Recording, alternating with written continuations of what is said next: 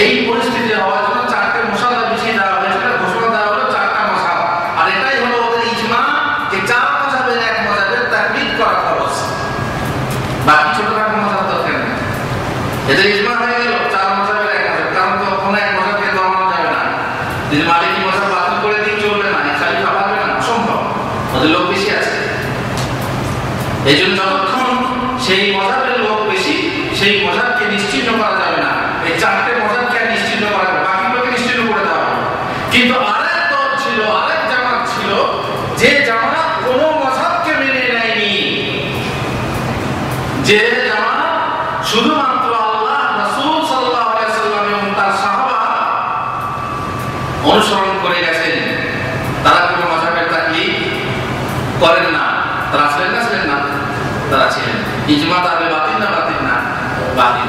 কিন্তু তারা ঘরে বসে ইজমা করে নিল যে আমাদের ইজমা হয়ে গেছে 4 মাযহাবের এক মাযহাবের তাকলিদ করতে হবে। খলিফা বলতেন ঠিক আছে, তাহলে মারামারি করার দরকার নেই, ঝগড়াঝাটি করার দরকার নেই, এই নিয়ে জোরে আমিন আস্তে আমিন বিসমিল্লাহ চলে না আসতে রফাদান করবে না করবে, এই নিয়ে বাগদাদে কত খুনাখুনি কত রক্তারক্তি হলো, দরকার নেই, সব বন্ধ করে দাও। আর তাওয়াজ দিবে 4 থেকে 4টা মশালা দেবে, যখন সময় হবে সে তখন নামাজ পড়ে যাবে। ফালতু কথা শেষ ছিল। তাদের এখন বর্তমানে যেটা আছে কেউ মনে করে ভুল, আগে ছিল সে তুলে দিয়ে এক করা হয়েছে।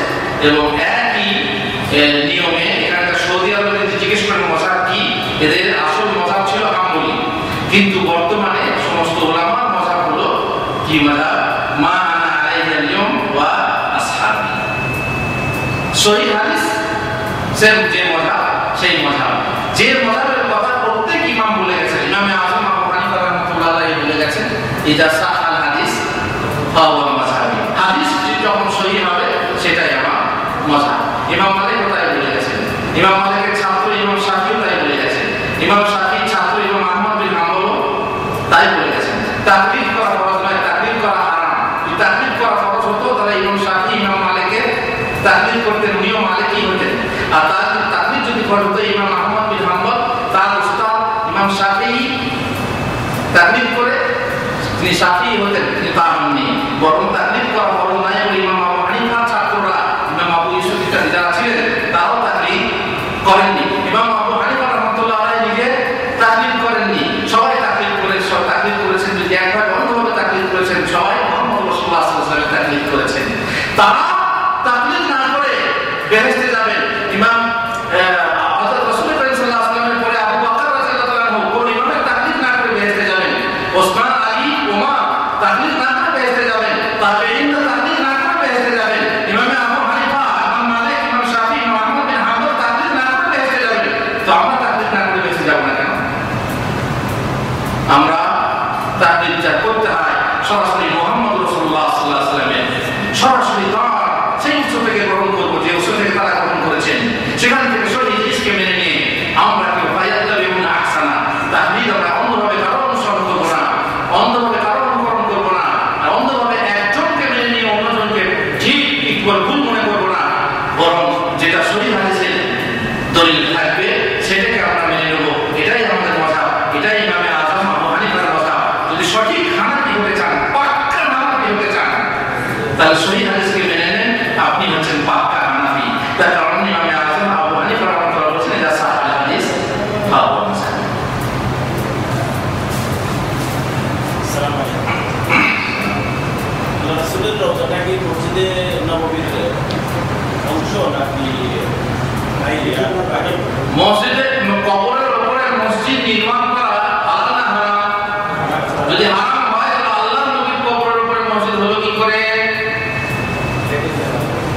আপনি তো সব বিষয় থেকে আল্লাহর নবীর দলিল দিচ্ছেন।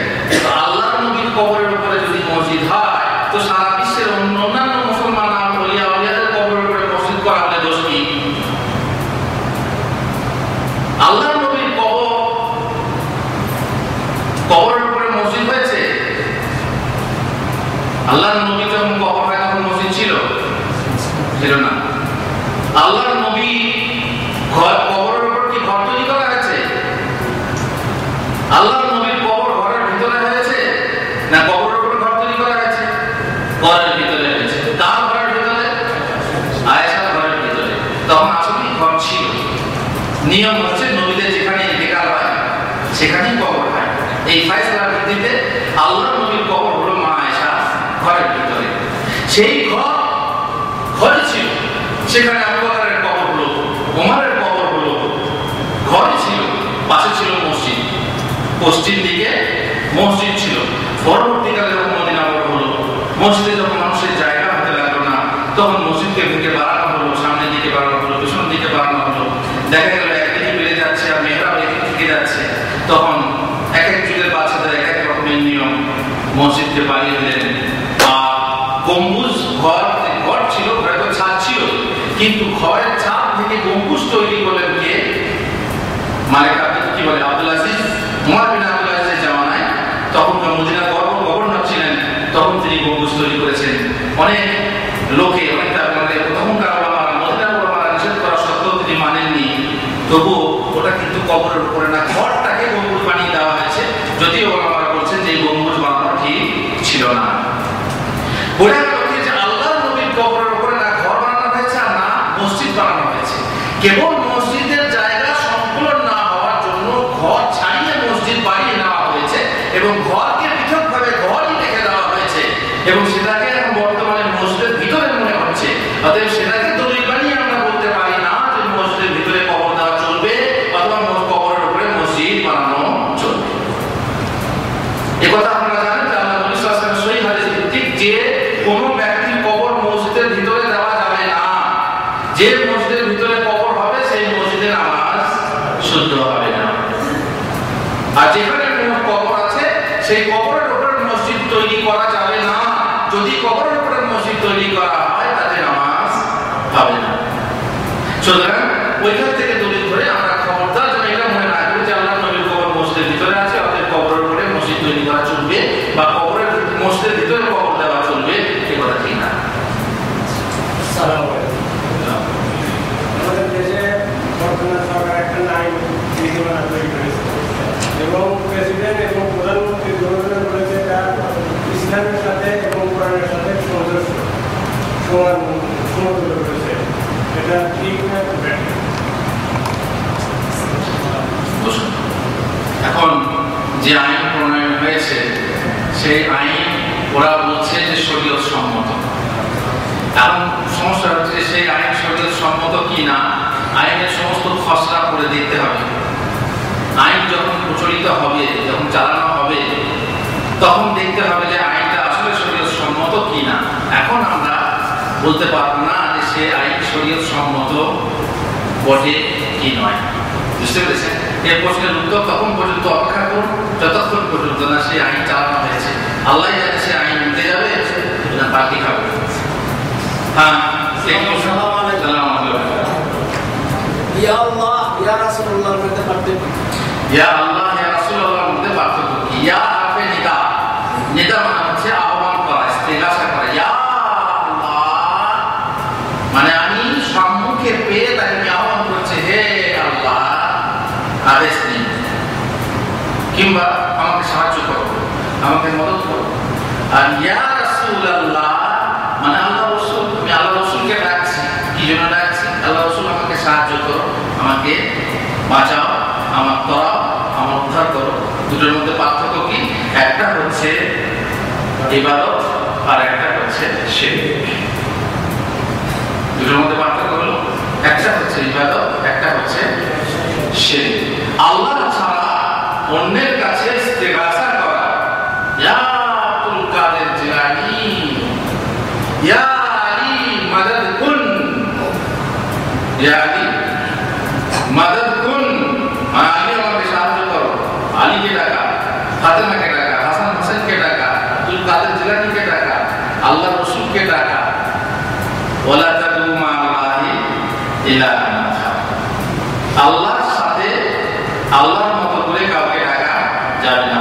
বিপদে আপদে গায়রুল্লাহ ছাড়া অন্য, আল্লাহ ছাড়া অন্যকে ডাকা যাবে না। যদি ডাকে হয় তবে তাতে তিনটে শর্ত থাকতে হবে।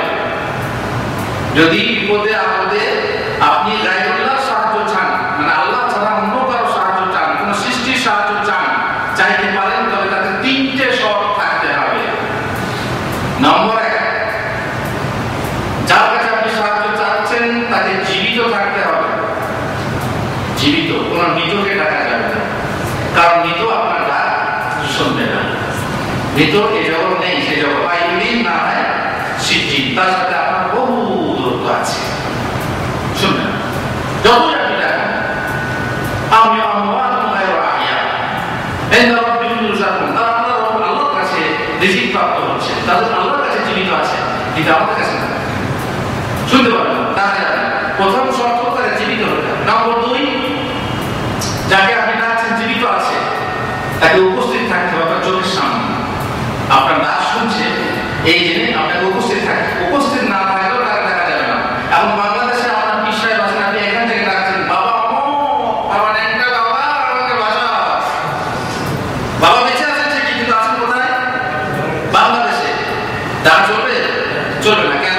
আপনার ডাক শুনতে পারেন না। আপনি বলবেন না হুজুর, তার কলবে টেলিভিশন লাগানো আছে, সারা বিশ্বের তাম খবর তার কাছে আছে, আমারও ডাক তার কাছে পৌঁছে যাবে।